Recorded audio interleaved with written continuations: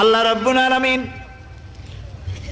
কোরআনে কারীমের ভিতরে নবীজির নাম একটি বারের জন্য নাম ধরে তাকে ডাকেন নাই, বরং তিনি বলেছেন তোমরা পরস্পর পরস্পরকে যেভাবে নাম ধরে ডাকাডাকি করো আমার নবীকে সেভাবে নাম ধরে ডাকবে না।